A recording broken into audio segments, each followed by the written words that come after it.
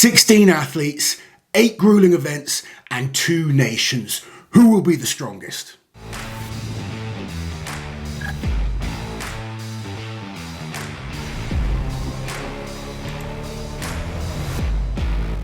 The world's strongest nation is upon us. We have the United Kingdom taking on the USA. 2 of the big powerhouses in the strongman world right now. A mixed competition, so we have 5 men in each team and 3 extremely strong women on each team as well. This is going to be an amazing event. Very, very different to any Giants Live that we've seen before. I'm extremely excited for it. It's going to be a completely new concept.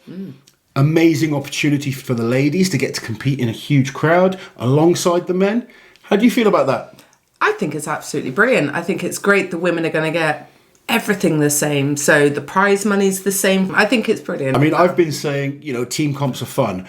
I know from talking to the athletes, they all want to win. They're competitive people. Of course they want to win. But we want them to want to win. Absolutely. That's what's going to We'll talk about who we think will win in a minute, but let's dive into each of these teams. Starting off with the team from the USA. So team captain for the USA is none other than 2019 World's Strongest Man, Martins Licis. Alongside Martins, he has Kevin Ferris, whose grip is ridiculous. He has Bobby Thompson, one of the strongest shoulder pressers in the world. You've got Trey Mitchell, who regarded now as one of the top 3 guys in many, many people's eyes. And you have the winner of last week's OSG competition, Spencer Remick, who is a rising star in the strongman world. Very strong set of men, and the women are just as equally impressive. You have the under 82 kilo world champion from last week, Nadia Stowers. You have Inez Carrasquillo, who came 3rd in the Women's World Championships last week as well. And you have Gabi Dixon, another finalist from World's Strongest Woman and one of the biggest female deadlifters on the planet. So they are going to be battling against Team UK, with the team captain being none other than 2017's World's Strongest Man, Eddie Hall, his first time competing in strongman since 2018. Alongside Eddie, we have the miracle man, Mark Felix, who just last weekend won the World's Strongest Man over 50. We have 2019's Britain's Strongest Man, Graham Hicks. We also have 2020's Britain's Strongest Man, Adam Bishop. We have multiple times Wales' Strongest Man, the Welsh Bull, Gav Bilton. And on the women's side, we have 3 former World's Strongest Women champions. Donna Moore, who's won the competition 3 times. The 2018 champion, Andrea Thompson, who placed 2nd at Worlds just last week. And last year's champion, Rebecca Roberts.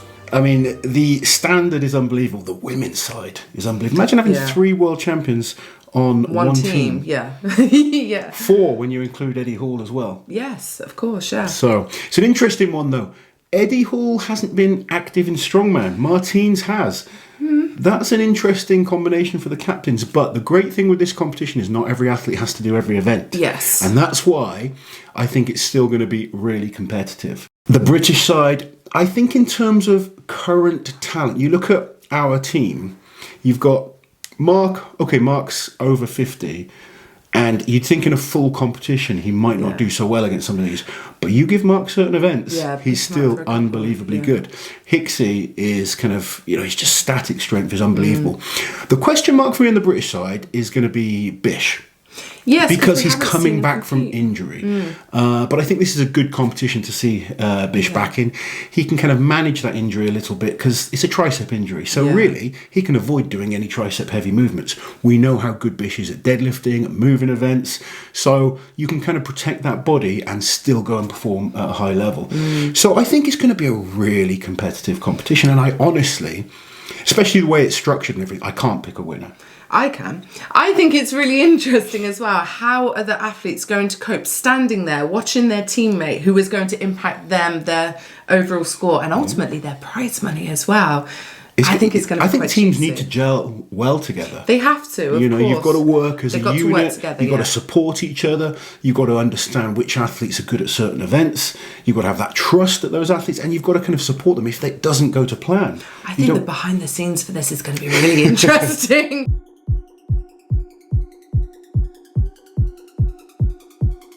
So event number 1 is the Farmer's Walk, and every athlete except the captains are going to be doing this event. So it's 2 different weights. Obviously there's a women's weight and a man's weight. 90 kilos for the women and 130 kilos for the men. Well done. And they have to do a 40-metre course, which is 20 metres there, 20 metres back, and then they tag in their next person. Yeah, nice and simple. Nice simple relay race style. Relay race style. If an athlete does, for some reason, just they're unable to finish or they pull a hamstring or something like that, they can tag in another member, cool. just That's in case good. that happens. Yeah. That's a possibility as well. But hopefully that isn't needed. So event number 2, Hercules Hold, 4 athletes from each team, 2 men, 2 of the women, and it's going to be a combined total to take the win. Yeah. Collective time. Yeah, I'm not sure if they're just doing the combined team total as a score or they're doing individual head-to-heads on some events as well. There is some events, I believe, like a log, that they're going to go head-to-head.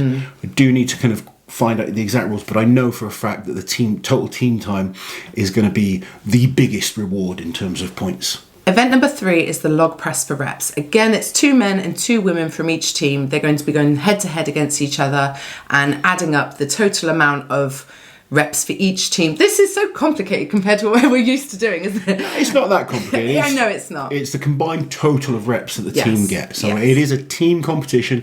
That is the focus.